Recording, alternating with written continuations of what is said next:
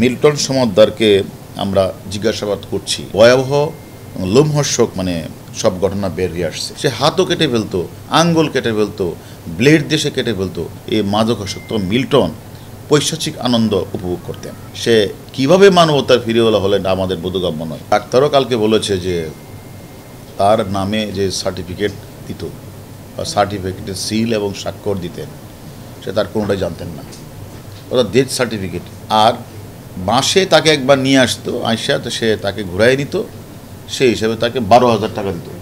এই কথাটা সে বলেছে। তবে এই ধরনের যে সে একটা জালিয়াতি করেছে, তার নামে ডেথ সার্টিফিকেট বানিয়ে সিল এবং সই জাল করেছেন, সে এটা সব কিছুই জানতেন না। কিছু অসহায় মানুষের ছবি তুলে তারা এগুলি বিভিন্ন জায়গায় প্রচার করতো শুধু টাকার উদ্দেশ্যেই।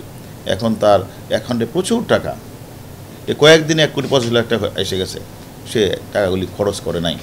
তাহলে তার উদ্দেশ্যটা কি? বিভিন্ন জায়গা থেকে কোটি কোটি টাকা সংগ্রহ করে আর্থমানবতার তথাকথিত সেবার নামে উনি টাকাগুলি আত্মসাৎ করেছেন। আজকে তার ওয়াইফকে জিজ্ঞাসাবাদ করা হয়েছে।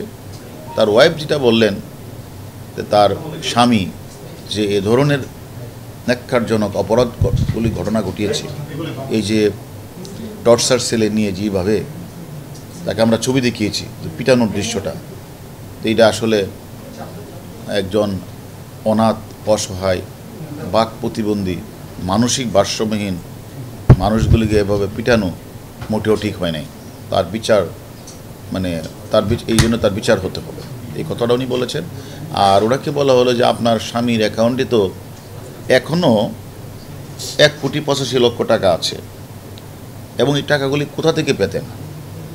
তখন উনি বলল যে আমাকে তার অ্যাকাউন্ট কোথায় আছে বা অ্যাকাউন্টের সাথে আমার ফাউন্ডেশন আছে, কোনোটার সাথে আমাকে সম্পৃক্ত করে নাই।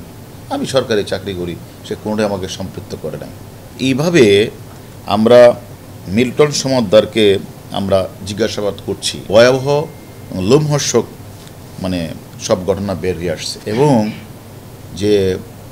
যে ছেলেটা ওই উজিরপুর থেকে বাবাকে পিটিয়ে ঢাকায় এসে ওষুধের দোকান থেকে চুরি করে তারপরে সেখানে এসে হঠাৎ করে তিনি সেখানে একটা বৃদ্ধাশ্রম, অর্থাৎ অসহায়, গরিব, শিশু, বৃদ্ধ, প্যারালাইজড, বাক প্রতিবন্ধীহীন, তারপরে হলো মানসিক ভারসাম্য মানুষগুলিকে সে বিভিন্ন জায়গা থেকে কালেকশন করে সেটা দেখিয়ে তার যে ফেসবুকে ফলোয়ারদের মাধ্যমে সে টাকা ইনকাম করতেন, বাট টাকাগুলি সে খরচ করতেন না।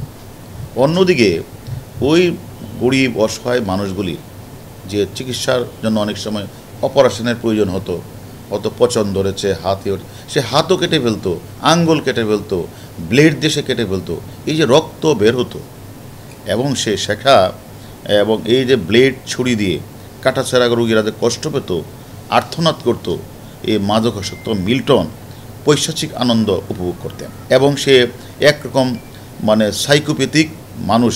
সে কিভাবে মানবতার ফিরেওয়ালা হলেন আমাদের বোধগম্য নয়। এবং সে কিন্তু স্বীকার করেছেন তার অপারেশন থিয়েটারে ছড়ি আছে, ব্লেড আছে, এগুলো আমরা উদ্ধার করেছি, এগুলো দিয়ে সে করতেন, সে নিজেও স্বীকার করেছেন। এবং টর্চার সেলে যে সে মানুষগুলিকে যে পিঠাতেন, সে তাদেরকে বানর অভিহিত করতেন এবং তাদেরকে পিটিয়ে সে নিস্তেজ করতেন। এইগুলি আসলে শুনতেও খারাপ লাগে যে মিল্টন সমাদ্দার তার এই যে একদিকে বানর, আবার অন্যদিকে তাদেরকে নিস্তেজ করতেন। বাট তারা স্বাভাবিক কারণেই এই অটিজম বাচ্চা বা মানসিক ভারসাম্য মানুষগুলি, অসহায় মানুষগুলি অনেক সময় হয়তো বা আইন শৃঙ্খলা না থাকারই কথা, তারা হইচি করলেই সে তাদেরকে পিঠাতেন। সেই টাকাগুলি নিজে আত্মসাৎ করছেন। অন্যদিকে এদেরকে চিকিৎসার জন্য 1 টাকাও খরচ করছেন না।